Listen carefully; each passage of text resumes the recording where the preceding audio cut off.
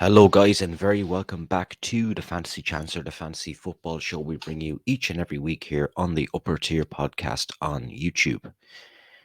Currently, I am still top of our league, but unfortunately, I had a poor game week last weekend with 37 points.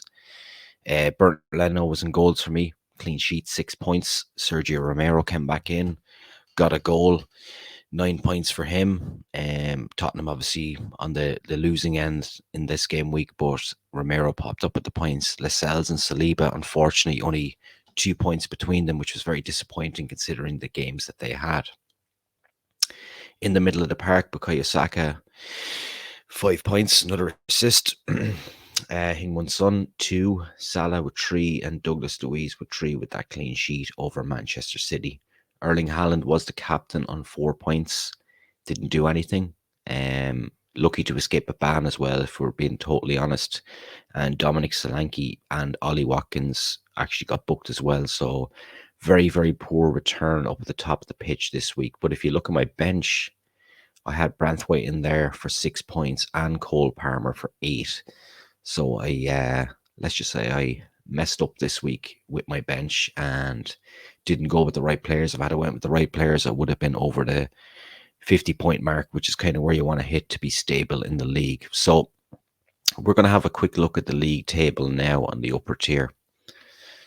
And we will see that I'm still on top on 953. So I'm 22 points ahead of Alan Byrne in second place. So I'm very, very happy to be in a situation where I'm top of this league because I really, as the name suggests, fancy chancer, I just kind of do whatever. And what I've done this year was just pick the guys I think are going to get the most goals. And it proved dividends most weeks. This week it hasn't worked out. So we're going to go into next week, which is this week, and we will see what I'm going to go with. And there was a few difficult decisions to make as well. So obviously game week 16 starts today. I went for Martin Dubravka in goals because Tottenham are in a poor vein of form after their great start to the season under Ange Postecoglou. Things have become a little bit unstuck, and I understand that as well because Tottenham did start off playing really well. They're playing good football, but ultimately you're still missing that man, Harry Kane.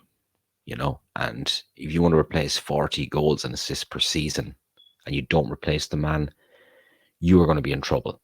And I thought it would actually take a bit longer for them to come unstuck, but they've come unstuck pretty quickly already, and that's obviously down to a lot of injuries as well. But you can't pinpoint everything to injuries. Like if you look at a team like Newcastle, I know they had a bad result against Bournemouth, but they're not pinpointing injuries as an excuse. So it is what it is for now. Tottenham will have to bounce back. Will they bounce back against Newcastle? Not quite so sure on that one, but I've went for Martin Dubravka, and Lascelles is in injury doubt as well, so that's a double Newcastle there as a gamble. I do think that they can keep a clean sheet at Tottenham, if they play their cards right. And with Son, it's a potential injury, but I fully expect Son to play, and obviously they're missing James Maddison big time there. So I went with Dubravka and Lascelles, obviously, and then Romero is there as well. So the ideal situation for me in this game would be a 0-0 draw, and then I've put up at 18 points minimum. Brathwaite, I had to put him in.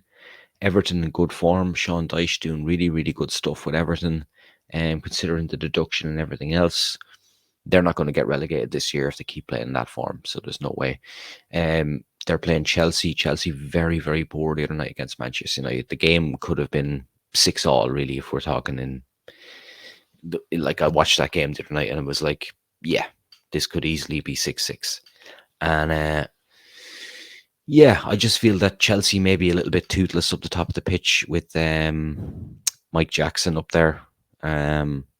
So yeah, Michael Jackson up front, not good. In the middle of the park, Bukayo Saka, Aston Villa. This is a massive, massive test for Arsenal. I don't foresee them keeping a clean sheet. That's why I have William Saliba on my bench. But I'd be very, very concerned going into the game against Aston Villa tonight. Massive run of form at home. Very poor away, Aston Villa. Very inconsistent, but at home, It's going to be a huge test. And Son, as you can see there, is he going to play? Is he going to play? Not quite sure on that one, so I just put him in anyway. Mo Salah, Crystal Palace this morning with Liverpool.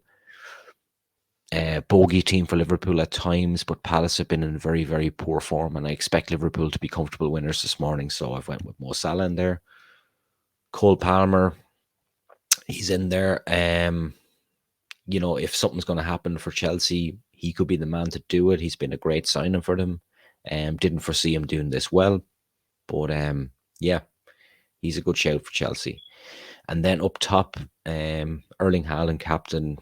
Obviously, I don't need to keep repeating myself, but Erling Haaland is captain material week in and week out in this league. And with Luton, I know they put it up against Arsenal. Arsenal very poor to back the other night, but I think City could end up routing Luton this weekend. I really do. So he's got to be captain. Dominic Solanke in a good vein and form. But with goals and assists playing Manchester United. But Manchester United are kind of coming under the radar at the moment. And this will be a very, very interesting game. And I really can't see Bournemouth getting a result here, but you could potentially see a Solanke goal. And then Ollie Watkins, that's why I have William Saliba on my bench and Ollie Watkins playing, because I feel Villa will score against Arsenal. Will it be enough to win the game? We'll have to wait and see, but I do feel that Villa will definitely score in this game. So that's why I went for Ollie Watkins and have William Saliba on the bench. Douglas Luiz was a tough one to put on the bench as well.